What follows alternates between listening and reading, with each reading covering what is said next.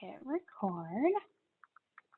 All right. Well, hello, everyone. I am your host, Megan Bolter. So thank you and welcome to today's session.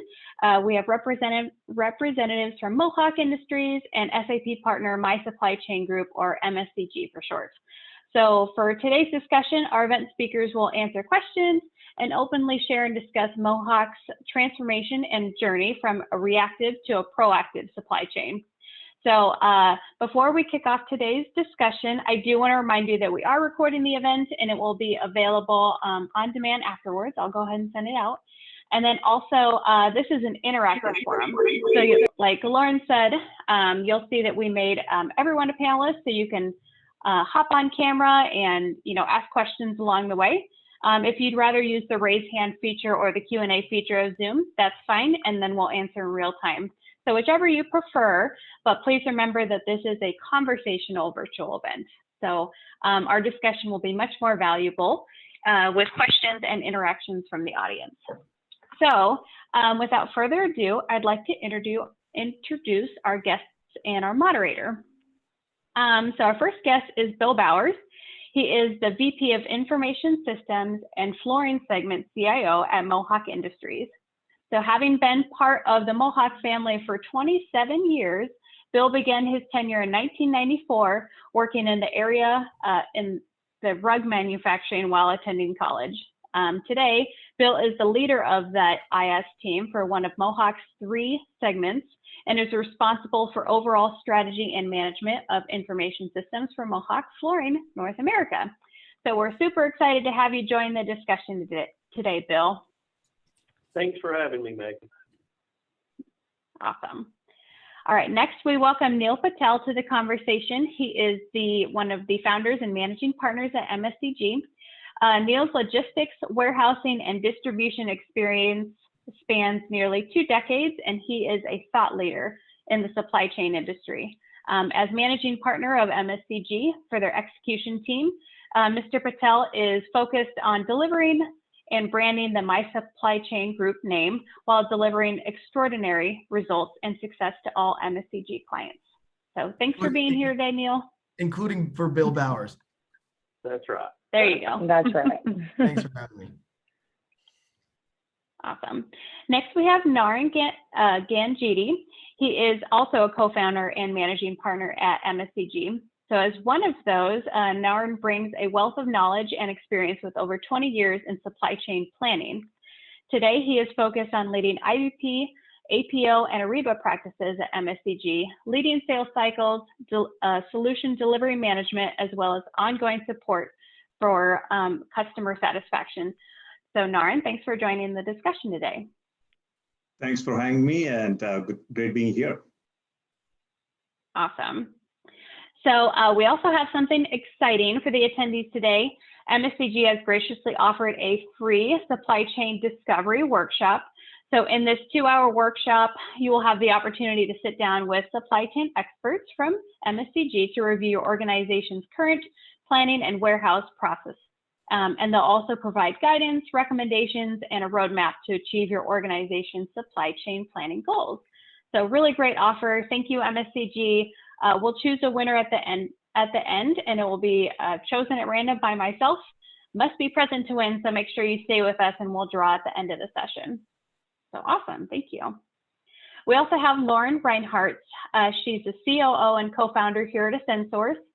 Lauren is dedicated to driving strategic growth for Ascensource partners, SAP customers and prospects, and also SAP. And she will be our session moderator today. So thanks, Lauren, for joining the conversation. And I'm going to give a little bit more information about Mohawk before I hand it over to Lauren. So Mohawk Industries, Mohawk Industries is headquartered in Calhoun, Georgia, and is the leading manufacturer and distributor of ceramic tile, carpet, laminate, and other flooring solutions. Today, Mohawk has over $10 billion in sales globally, almost 42,000 employees worldwide, and manufactures flooring solutions in 18 different countries. They sell flooring products to over 170 countries with a staggering 25,000 customers worldwide.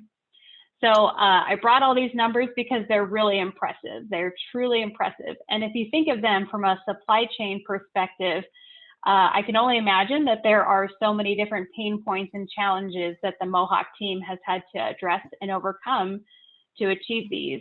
So that being said, Lauren, I'll go ahead and turn it over to you and we can hop right into the discussion. Awesome. Thanks, Megan. Thanks everyone so much for joining. If you haven't heard it once, I'll say it again. Please feel free to come on camera, ask questions. Certainly I have questions prepared, but really this is your time to speak with Bill, ask questions about his supply chain journey, as well as the experts with MSCG. So people tend to want to hold the good questions to the end. I encourage you not to do that. Let's get the conversation started right away. So as we kick off, Bill, I'll start with you. Just to set the stage for today, can you share with those with us, what it is you're implementing from a supply chain perspective, and then just kind of the overall technology footprint of Mohawk? Right, yeah, so from a supply chain perspective, we're implementing IBP end-to-end along with all the core components of SAP that support IBP. And then we're also implementing EWM as well as SAP TM. So we went, kind of on an SAP journey. We're an SAP shop within my segment. Historically, we've ran a lot of custom applications. So we really went on the journey about 2 years ago, and we implemented SAP S4. We had a pretty small SAP footprint in some of the plants. And we went ahead and upgraded to S4, and then we rolled out the finance module as well as all the procure to pay modules and the plant maintenance module across the segment. We were about a $4 billion segment of the $10 billion corporation here in North America. And so we did that about 2 years ago. That really went well. And then we started on the journey to really implement SAP end-to-end all the way from SAP to ME to EWM, and then obviously with the IBP supporting on top of that from a supply chain standpoint. So it's going to be about a 3-year journey, but we are really excited, and we've got several phased implementations, some of them going live later this year and early next year. Awesome. Thanks so much for sharing that. So as we kind of dive in, can you share with us some of the specific pain points that led you to start evaluating supply chain solutions and ultimately leading to the decision that IBP and EWM was the right path and the right time? Yes, absolutely. As you mentioned earlier, Lauren, we have a really complicated supply chain. Most of our products, I would say 90% of what we sell approximately are all manufactured internally, and most all the products that we manufacture internally, we actually manufacture all the way from raw material to finished goods, and then we also distribute those products. So we have a large distribution network, distribution centers strategically placed all across the U.S. We have one of the largest private trucking fleets in the United States as well, to move product around and to distribute product. And then, like I say, we go all the way back to raw materials in the supply chain. Just one example, so you kind of understand some of the complexities, is we make a carpet that we brand Everstrand, which is one of our largest selling carpets. It's made with a patented process called Continuum, and we actually recycle 6.6 billion water bottles or Coke bottles or plastic bottles every year, and our supply chain basically is moving these bottles from all over the U.S. to our factory in Northwest Georgia that recycles the bottles, and then we make polyester yarn out of those bottles. As far as I know, we're the only company in the world that can take 100% recycled polyester content and make products out of it. So we make that product. It runs through our plants all the way from yarn to, eventually through all the carpet processes, then through the distribution centers, out to the customers on their trucks. And then we use those same trucks to bring back the bottles right back into the Northwest Georgia facility. So planning all that end to end, executing that so that we can do it very fast. We know how many bottles we need. We know the best place to buy them. We know, in order to get the carpet out quickly, strategically pushing it to the right places. That's just some of the complexities that we face. And, we could go through that with almost every product we make, laminate, ceramic, all that. We really bring in the raw materials and manufacture it all the way end to end and push it to the end customer, all the way to the, to the flooring retailers, doorsteps. Awesome. Thank you. And, hey, Bill, Just did you have a comment? Go ahead. Yeah, I just want to add, we're Yeah. also implementing SAP Yard Logistics along with EWM. So, Exactly. Yeah. Go ahead, Lauren. Awesome. Thanks, Neil. Yeah, well, it brings me to the point of MSCG. Bill, we've known you for several years. You're certainly a friend of AscendSource, and as you mentioned, you guys run SAP pretty through and through. Your team knows the product and can run it, and you don't use a ton of partners. And so I'd love to hear kind of why you guys chose to go down the partner path for this initiative, and ultimately what it was about the MSCG team that said, yep, these are the guys for us. Yeah. And Lawrence, if you don't mind, Go ahead. hey, Billy, if you don't mind, I'd also like to add into that how you built your COE, right? Which I think contributes to the success that you've had with SAP across the board. The COE that Mohawk has formed and built truly led to the adoption, which allowed them to be more strategic. So when we talk about the partner aspect and the partner side, I think certainly worth diving into. MSCG is an amazing partner, but how that COE helped support their cause and drive adoption as well, I think would be beneficial.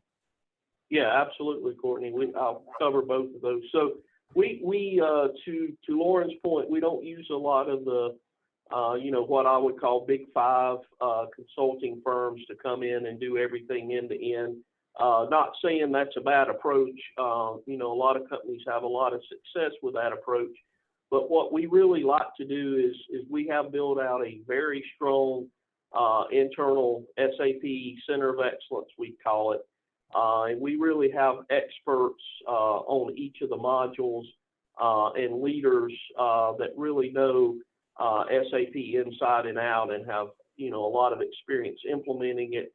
But then we also they understand our business inside and out. So really our approach is we supplement our internal staff with what I call Green Beret consulting companies that are specialists in their area. So it's, as I described before, our supply chain is very complex. We have thousands and thousands of SKUs. We have over 13,000 customers. So you start, multiplying out the number of data points and things like that, and how many SKUs we need to keep on the shelf and how much and this and that and the other, where it needs to be. It gets very complex. So really planning, production planning, demand planning, supply planning, where do we have capacity? And then again, like I say, we're a distributor as well, not just a manufacturer. So our warehousing and freight strategy is very strategic to us. So we wanted to find what we considered the best of the best in those areas to supplement our internal team. And that's really where I think I first actually, one of my guys, or a couple of my guys that works for me, actually heard, my supply chain group speaking at Sapphire a couple of years ago, and they came and got me and said, you really got to hear these guys. They're exactly what we're looking for, from our supply chain process. And that was probably 2 years ago before we really started, jumping in knee deep into the system conversion. And then, we talked over time, and then as we got ready to move, we just felt like they were the right partners to partner with us. And we also wanted somebody that would get into the details and really roll their sleeves up One of the things Mohawk, even at the highest level executives, and Neil seen this the other day firsthand. Our CEO, the CEO of a $10 billion company, walks by and starts asking very detailed questions about how's the project going, how are we going to improve the process. So we wanted somebody, a consulting partner that all the way from top down understood the process and was going to, be involved in the details and help us as a partner, not just somebody that's writing a check, right? Sorry, my light goes on and off. It's we outthink ourselves over here trying to be environmentally friendly. No problem. So Neil and Naren, I'll turn to you guys. Obviously this is a partnership and key to success. What is it that you guys look for in a company like Mohawk, and what has that experience been like thus far? Let me address that just by saying, I think that when we first met the Mohawk team, one thing I immediately caught on was we share a lot of the same culture and values, and partnership being a big part of that. Work hard, play hard, but really get the job done and deliver, what we say we're going to do. And Mohawk has very complex processes, and I'll just talk about warehousing. And it's not just from a software perspective. They have ingrained many years of legacy systems and ways of working. And I think one thing we were able to show and express to Bill and the team was that, hey, we're not just going to come in there and talk about software. We're going to talk about how we can change the way that Mohawk does business every day. And by working with their people, we're, getting their building ready, talking about hardware and ancillary systems that go along with SAP to support everything Mohawk needs. We've actually even built proprietary software inside of SAP that can work with the way that the carpet and flooring industry operates. So we share a lot of the same DNA, and we hope to continue to show Bill and the team that they made the right choice. Naren, what do you think? To add to that, Neil, one of the main things is that, it's when we were initially talking to Mohawk, obviously they evaluated us. We went through the iterations of, demonstrating how good we are and what our experience is. But at the end of the day, what they really were looking for is a company that can come and not just implement a software solution, but bring best business practices. And they were open to come and help us improve what we are doing. It's not what we are doing today. We're doing good. We're doing the best in there, but we still want to improve. So they were open to that. That was one of the main things. And the second thing which I really like about the leadership was, quote unquote, this is what I heard from the leadership of Mohawk is, hey, we need a working solution that needs to be on time. It doesn't have to solve all the requirements, but it should be working and should run our business as we do today. And that's the most important thing. And anything that's complicated, we'll do it as we go along. So that's the dedication. They are actually very stringent on this timelines. Timeline is very important for them and for us as well. So, yeah. Well, and I'll just make a quick comment to that too. I've worked with the MSCG team for a couple years now, and I think you guys do a really nice job with the phased approach. And, Bill, you've got a business to run, and you guys are growing and innovating business, and you can't stop what you're doing while you're still trying to digitally transform and stay ahead of the competition. So, I think it's really great that you guys were able to understand the complex business processes and then put together that roadmap and that phased approach to not only make sure that your operations today are still going, but that you're just furthering, the success of those operations going forward. Yeah, absolutely. Yeah, the primary goal of this project is not just to say we implemented SAP, but it's definitely improved the processes. It's, I don't do technology just for technology. It's all about how do we drive the business? How do we improve the business? And, IS is one of the key ways that we can do that in today's world. Yeah, and for those, I'll just do a quick friendly reminder now that we're kind of into the conversation. If you have a question, please feel free to come on camera or put it in the chat. There's the little raise your hand function. I see Dan's finger going up. Dan, did you have a question? I just wanted to add comment to what Bill, Naren, and Neil have been saying.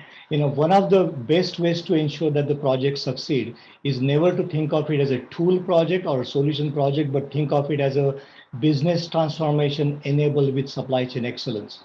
And to do that, what we do is we take a look at all the business functions that influence each other in an integrated manner. But then we also look at what we call as the 8 Ps of the stakeholders that are involved. These typically include the people part, the process part, the platform part, which is the solution, hardware and software. It includes the policies and best practices. It includes the performance parameters.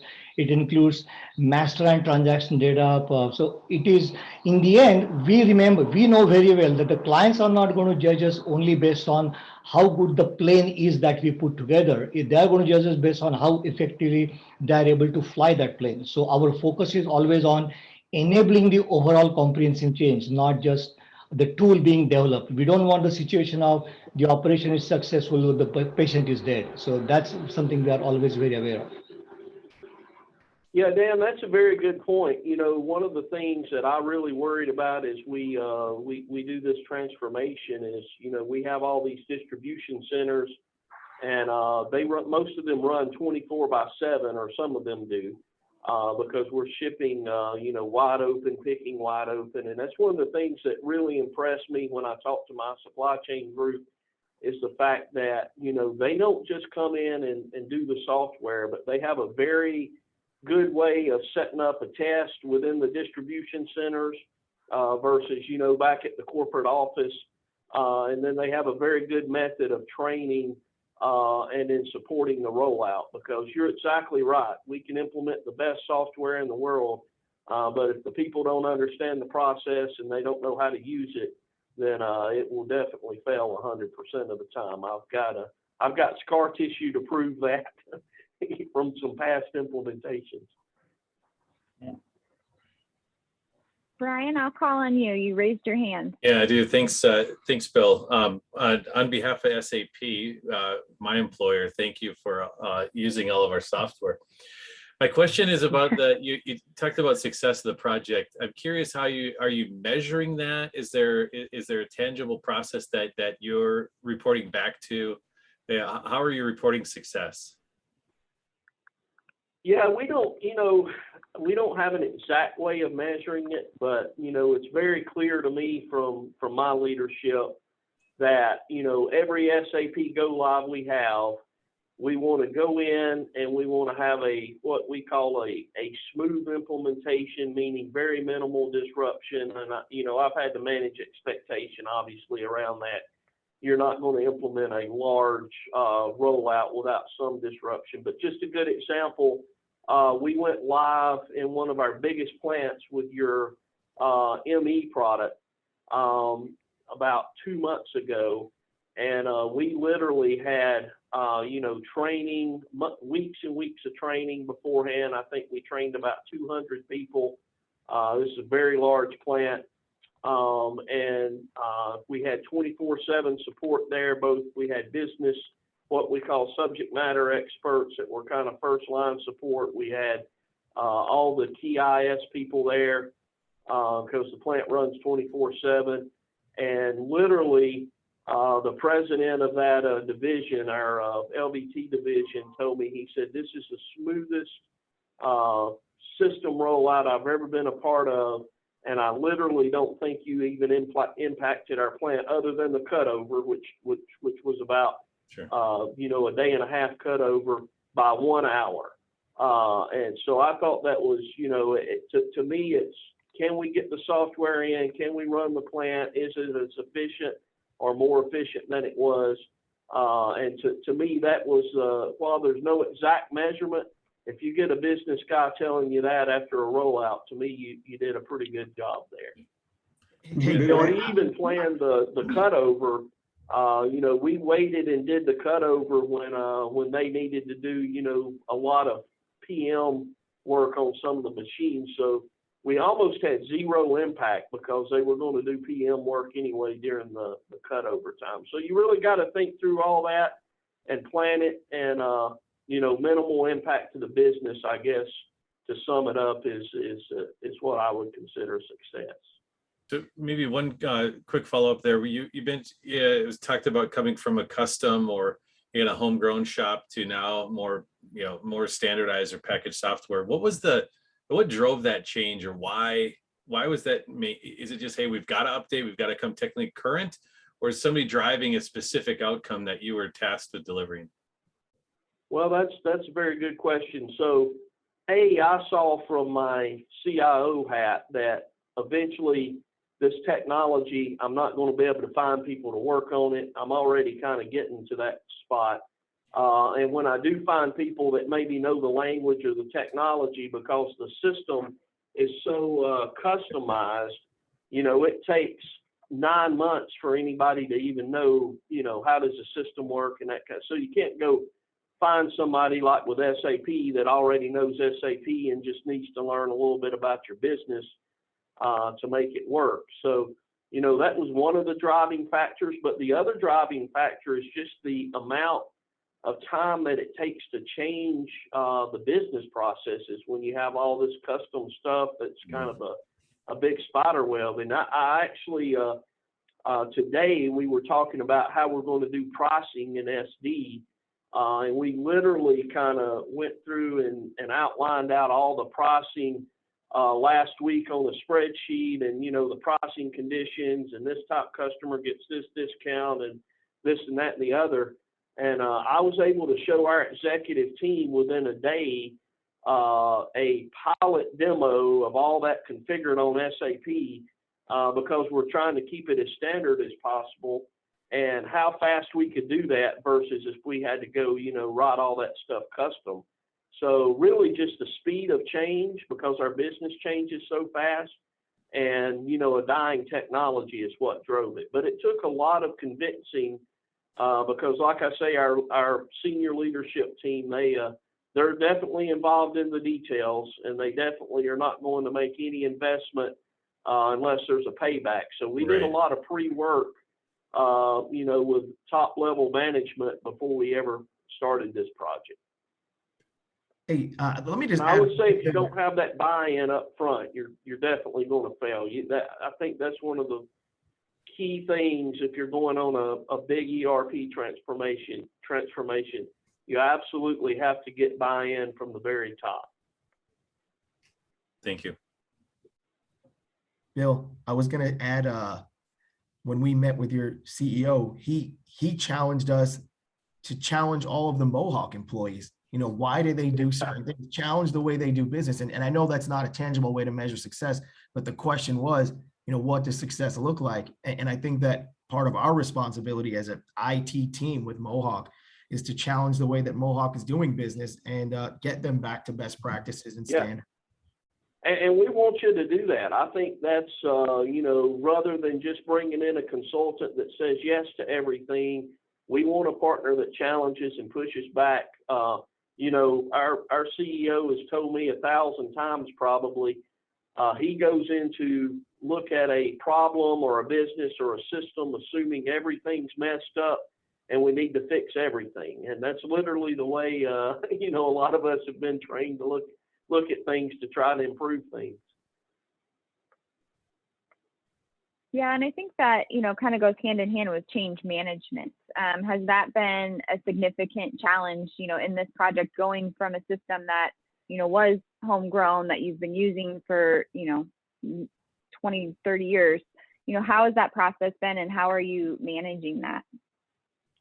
Yeah, so like I say, that's a really good question too. We got buy-in from the top first, and then we really started evangelizing to both the business, the core business functions, and then also our IS group. I don't like to really separate IS and business because really IS is just as much a part of the business as the other functions. But just for clarity's sake, the business side and the IS side, we started evangelizing the benefits, and we actually started doing some proof of concepts and showing how SAP can work and, how it can do.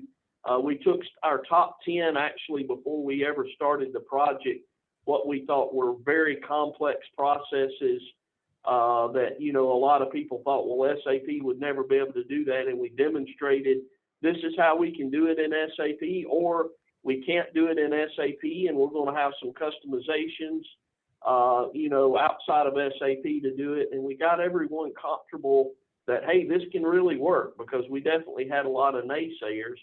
And then I really did a lot of work. We put a huge effort into getting my IS team. I had a lot of legacy people who were, I know they were sitting there thinking this will never work. What's in this for me? And we got those people really excited about the transition to SAP. We got them training. We assured them that we're going to bring them over as a part of the project, if they wanted to learn. And I literally now, I was worried that, some of these people that really knew the business was going to be willing to transition over to SAP, but I honestly have the opposite problem now. Everybody wants to transition over to the SAP project and work on it, and I can't get enough people to keep the legacy systems going.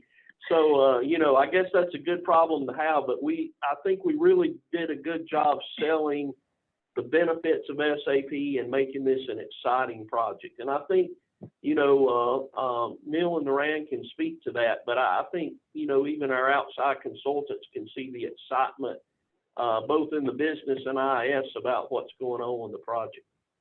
Yeah, I mean, I laughed because I'm sorry, hold up. Yeah, that brought up so many questions for me. So, Bill, I think you talk about, a challenge that most organizations face, right? How do you take information systems and the business and make them collaborative in nature, make them unanimous and rowing in the same direction, not one looking at the other like a customer? I'm so curious because I know your history, your career trajectory. Can you kind of guide us on some of the tricks of the trade, the best practices, so to speak, when kind of bringing it into a collaborative and unanimous kind of approach?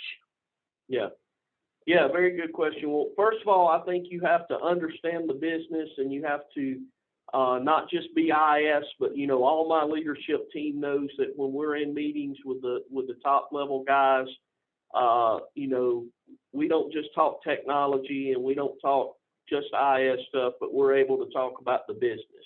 I expect them to understand, what makes up operating income for their area. What levers can we pull to increase operating income? What's a balance sheet, that kind of thing. So, to get a seat at the table with those guys, you have to be able to live in their world.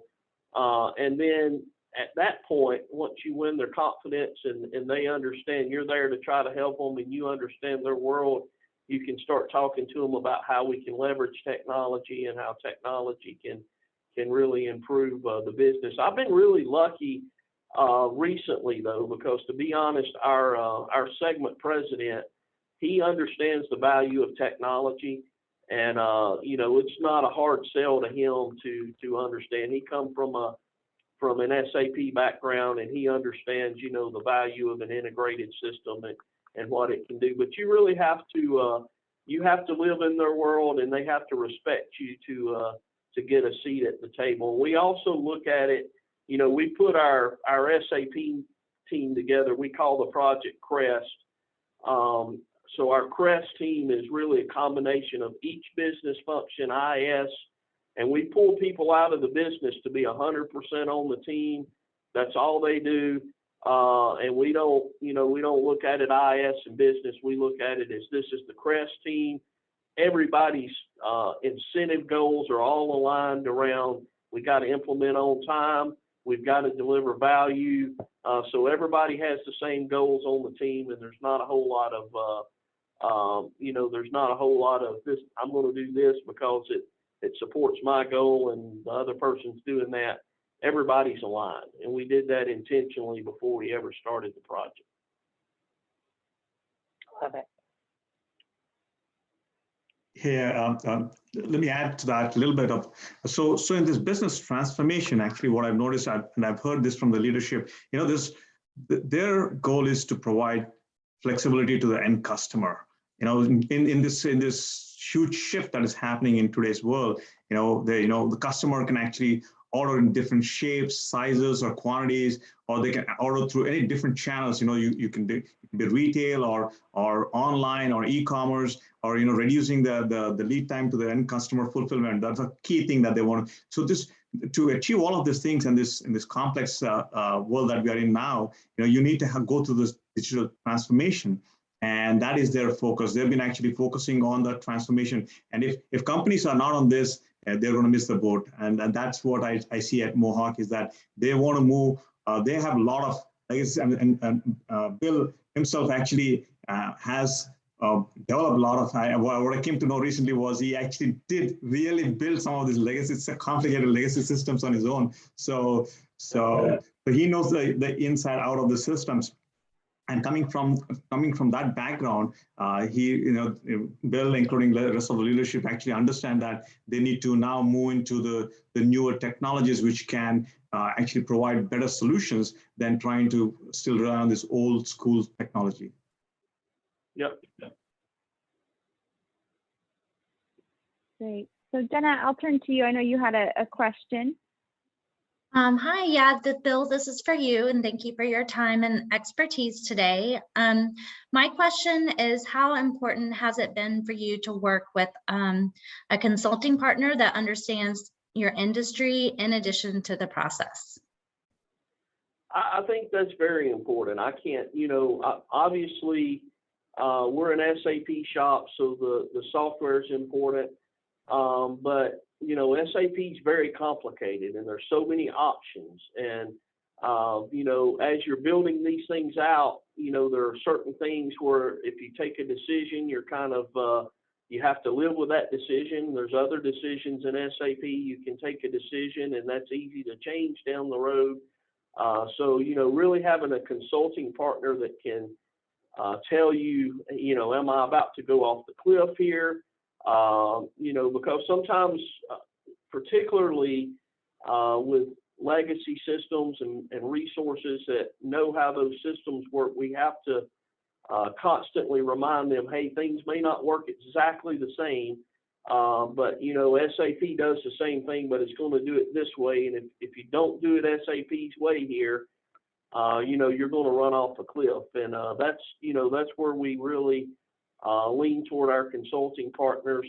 And again, I've been at Mohawk for 27 years, so I know Mohawk inside and out. I try to stay up to speed with what other companies are doing, and meet with other CIOs and things like that. But in reality, these guys that are the consulting firms and going business to business and implementing things, they see best practices that sometimes I don't get to see. So I think you got to really lean on them, both from a process standpoint and a system standpoint.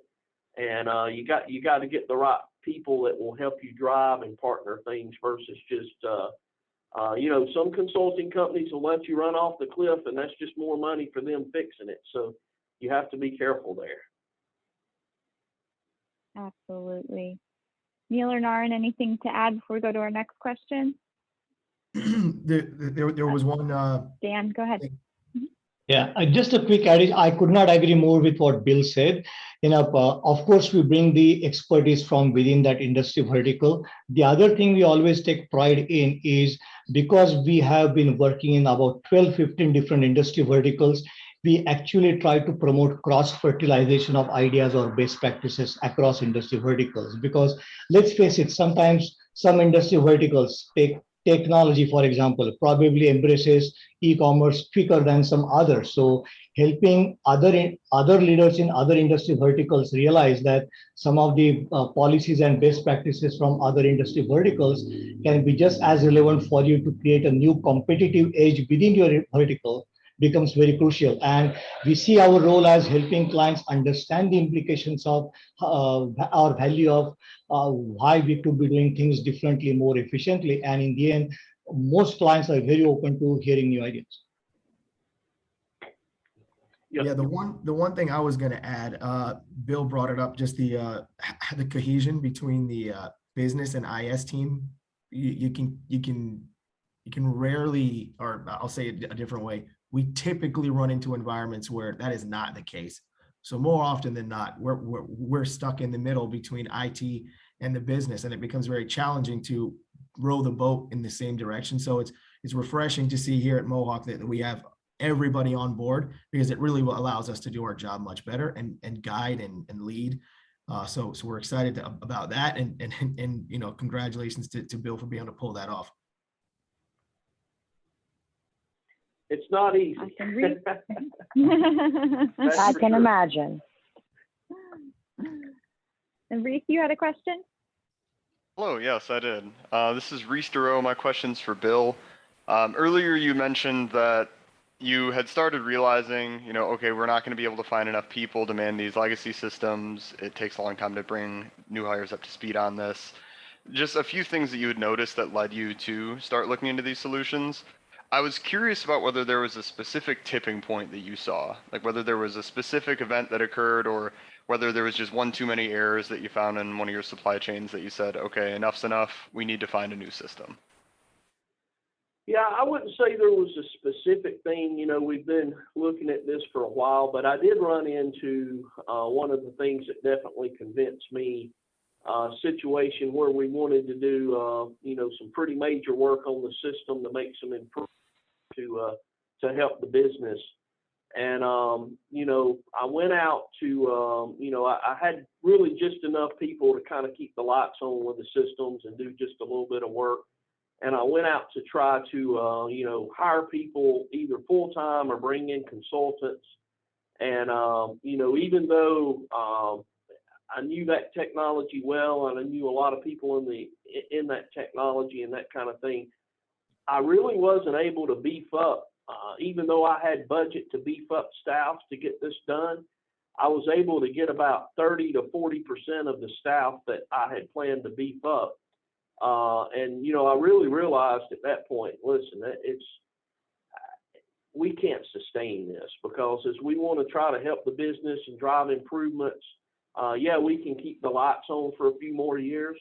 But then, you know, we also have to look into the future, because, you know, implementing a new ERP, exactly, you just decide it and it's done in 6 months. So, you know, that's where we really started talking and said, hey, we got to start now and get all this replaced so that we're on you know, a sustainable roadmap from a technology perspective.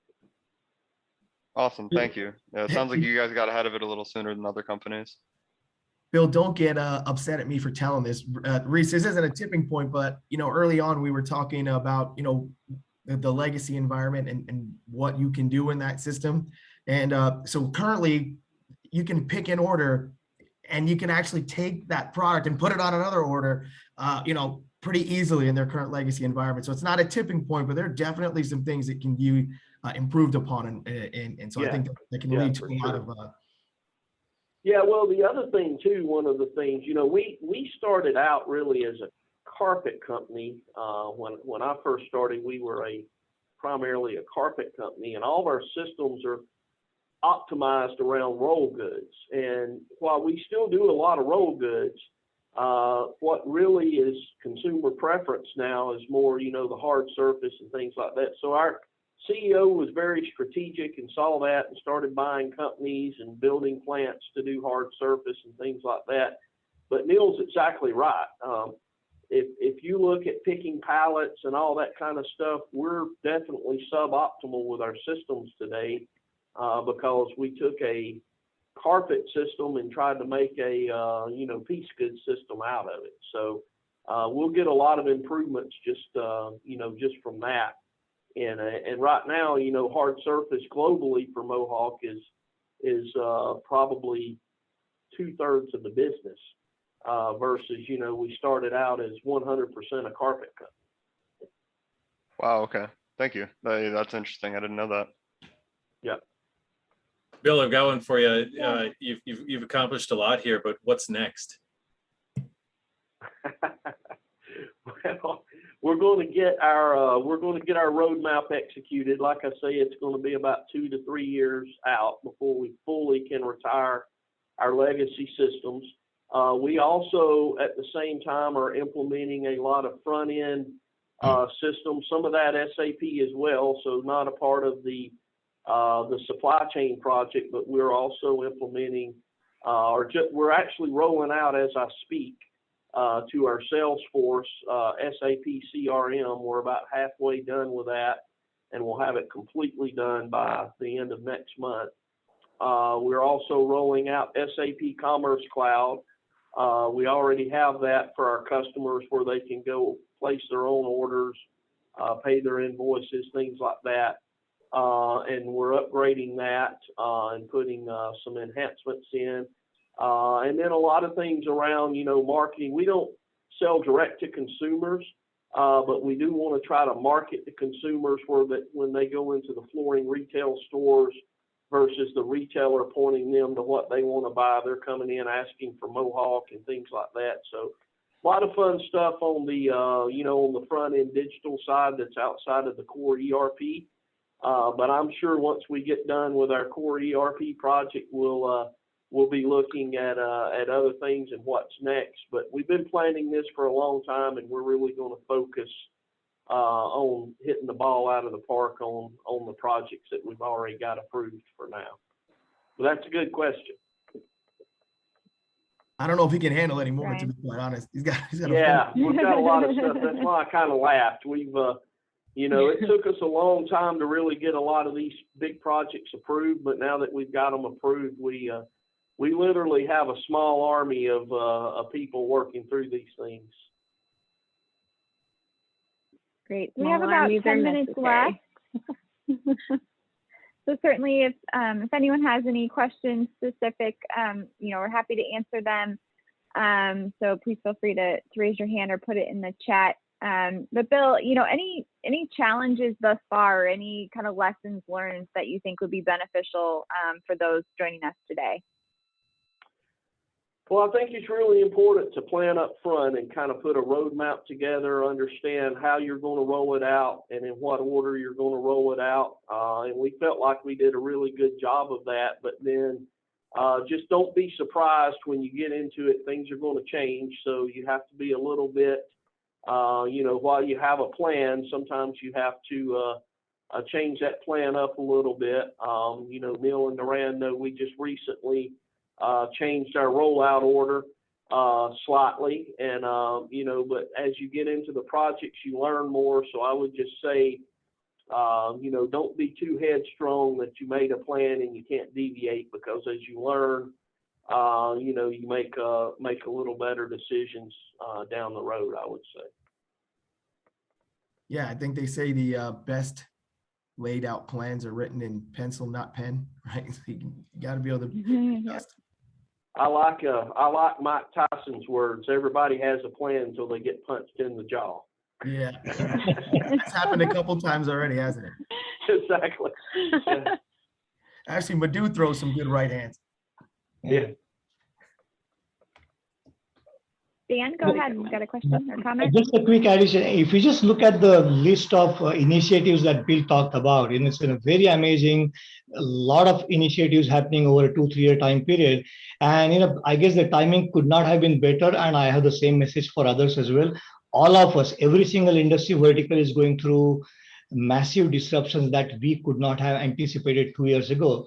But with that disruption also comes an opportunity. Either you can lead that opportunity while there is a significant disruption, or be led by the market forces. So, 2 years ago, we only heard about supply chain efficiency. Now we all keep talking about efficiency and resiliency.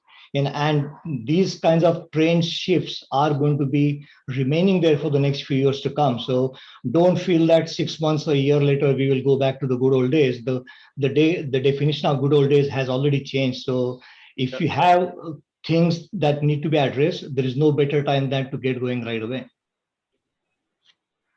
Very good point. I think Dan is saying call my supply chain group. Just kidding. Yeah. No, so as we kind of start to wrap up our time together, Neil and Naren, I'll ask you guys first. Obviously we have folks on today who are interested in potentially, implementing IBP or EWM or both, or maybe new to their journey. What advice would you give them as they start, the software evaluation process as well as the partner evaluation process? Neil, you want to go or you want to? Go ahead. So I would say, from a software evaluation process, IBP is a mature product now. It's the best of the breed right now in supply chain planning, and I still come across companies who are still evaluating other products, and then go in the circles and eventually pick IBP, and then they spend a lot of time. So we have actually convinced a few clients, we're able to kind of do the pros and cons of all the different softwares, and they're finally able to convince now that IBP is the best product, and they've been moving for. So long story short, I think don't think twice. Just go for it. It's the best product out there, best software that any company can have. It's matured. It's got all the solutions to fulfill every size, small, medium, mid-sized companies or large enterprises. So that is one thing. The second thing, as from a partner standpoint of view, I think, for us, we look for, companies where leadership, stakeholders, and the steering committee, everybody has their commitments to the project, and I see that from our clients, from Mohawk side. I'm actually the client executive on the supply chain planning side, and I interact with all of the senior management at Mohawk. They are all dedicated. That's what we would love to do. We do want to go and win projects and help other customers, but at the end of the day, it's the customer's willingness to change, customer willingness to have that motivation, enthusiasm to do something is what motivates us as well. And I think that's what we see, and that's what we look for a partner. All right. Yeah, and the only thing I would add when it comes to, we get some feedback, but hopefully everybody can hear me. I think that the time of evaluating SAP supply chains products like EWM and IBP, it's not so much, are the products best in class or best of breed. The EWM works. It's working at some of the largest companies in the world. So as you evaluate, I think it's important that you have the right partner to be able to guide and show you what it's capable of. Because there's you can hear a lot of stories, or you can do your own evaluation, but when you have the right partner, I think it can make a bigger difference as to your experience with the software. So that's what I would add. I think Naren covered a lot of really good topics, though. Hey, one thing to add to that, a lot of times when companies start evaluating what to do next or these transformation initiatives, they obviously look at multiple choices for software solutions.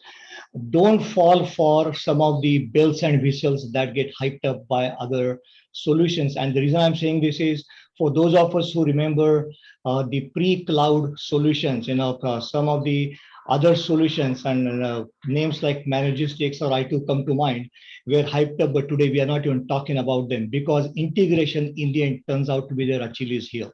And a lot of these other software solutions, they may have a couple of bells and whistles, or they may have some different terminologies to try to impress or confuse you with. But in the end, integration absolutely matters. And when it comes to that, SAP is in a very, very, very strong position because they are one of the only very few companies that have their own ERP backbone, and they assure you that the integration of all these, whether it's cloud-based supply chain, customer relationship management, all the other offerings, they are integrated out of the box. So never underestimate the importance of integration. Don't go by the bells and whistles of other solutions. Focus on what core requirements you need and understand integration will be the Achilles heel. And I'll ask the same of you, Bill. Approach that if SAP gives us 90% of what we need, we're going with SAP exactly because of what you said, because of the integration. But to be honest, with both IBP and EWM, and we're a little further down the line with IBP right now, but I have been super impressed, and I would consider both of those products really a best of breed product.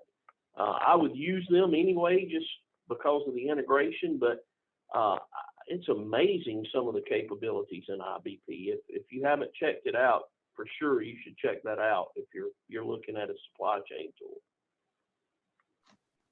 Yeah, it's a very mature product now, and most of the functionality, which was there in its predecessor, which is APO, is already now baked into IBP, and there is a lot of new technology that actually brings the power, things that you could not do in the past that you can do with ease in this new software, and obviously the GUI, the user interface, the planners adapting to the tool, it's all amazing. So and there's a lot of things that SAP is actually building as we go along. I think the roadmap, if you see in the next 1-2 years, you'll see a lot more developments in the space. So. Thanks, Naren. So Bill, we've got just a few minutes left. I want to give some time for Megan at the end to do the giveaway. Any final thoughts or advice you'd give to those listening in today? Like I say, get top buy-in from the top down, because it's going to be a long journey. Nothing's going to be easy about an ERP transformation. So you got to get the buy-in, and then I think you've got to sell it, down to the floor level, and right software, right consultants, and then also I do think it's important to have a strong internal team. Because you need people that know the business inside and out, and also know the software. So that takes a little while to build, but if you'll do that, even before you start, heavy implementation, it really pays off down the road. Yep. Hey, Lauren, could I add one statement out there? I cannot see I cannot see who the attendees are on this call, but if there's our clients out there that need any help, with assessing a software or assessing assessing their pain points, and we don't mind helping them out. Have a short call, so you can let them know about that as well. Yes, absolutely.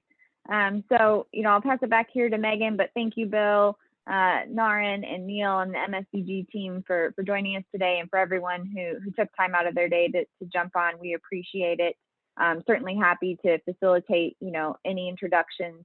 I don't want to speak for you, Bill, but I'm sure you're willing to answer any questions that people may have as well. Thanks, Bill. So turn it back to you, Megan. Yep, thank you. So perfect. The moment that you guys have all been waiting for, right? So my supply chain group has graciously offered a free supply chain workshop. So again, this is a good opportunity for you and your team to sit down with supply chain experts from MSCG, go over your organization's current process, your goals, and then you'll be able to, receive really good recommendations and an actionable roadmap for your supply chain transformation. So during the session, I drew from the customers on the line, and Formosa Plastics is the winner of our supply chain workshop. So I will follow up with your team and the MSCG team for next steps. So congratulations. Awesome. Thank you. So, Thank you. Awesome. So again, this concludes our session. I wanted to give a really big thanks to our guest speakers, and thank you for all of our attendees as well. I hope you guys have a great rest of your week. Thank you. It was a pleasure. Thanks, Thank you, guys. Thank you so much. Thank you. Thanks, You guys. Stay safe. Bye. Bye.